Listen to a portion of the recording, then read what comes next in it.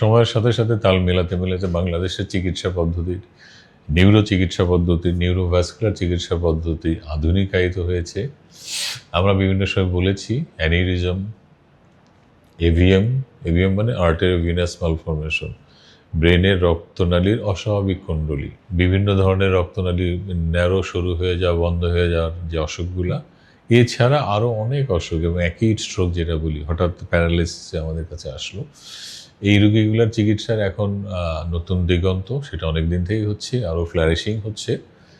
কোথাও না কেটে একেবারে একটা ফুটার মাধ্যমে আমরা ক্যাথেটার ঢুকাই নিব, ক্যাথেটারের ভিতরে আরও সূক্ষ্ম মাইক্রো ক্যাথেটার ঢুকিয়ে নিব, নিয়ে আমি দেখতে থাকবো ফ্লোরোস্কোপিক গাইডেন্স আমি দেখবো, দেখে দেখে নির্দিষ্ট ডিজায়ার জায়গায় পৌঁছে আমার চিকিৎসাটা আর কি। এটাই হচ্ছে এন্ডোভাস্কুলার, এন্ডো মানে ভিতর দিয়ে, ভাস্কুলার মানে রক্তনালীর ভিতর দিয়ে আমি সমস্ত ডিভাইসগুলো ট্রাভেল করব, নিয়ে যাব ডিজায়ার জায়গায়, আমি দেখতে থাকবো, প্রেসাইসলি ওই জায়গাটা পৌঁছানোর পরে আমি চিকিৎসা করব।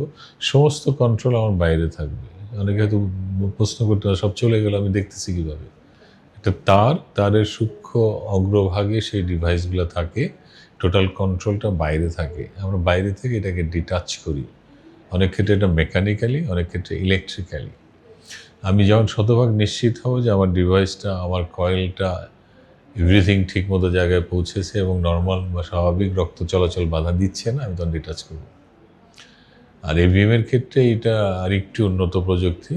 এভিএম মানে অ্যাবনর্মাল রক্ত চলাচল, এটা বন্ধ করে দেওয়া হচ্ছে উদ্দেশ্য, অপারেশনের মাধ্যমে কেটে ফেলে দেওয়া অথবা এন্ডোভাস্কুলার ট্রিটমেন্ট পদ্ধতির মাধ্যমে গ্লু দিয়ে বন্ধ করে দেওয়া, যে এখানে রক্ত চলাচল যেন না হয়।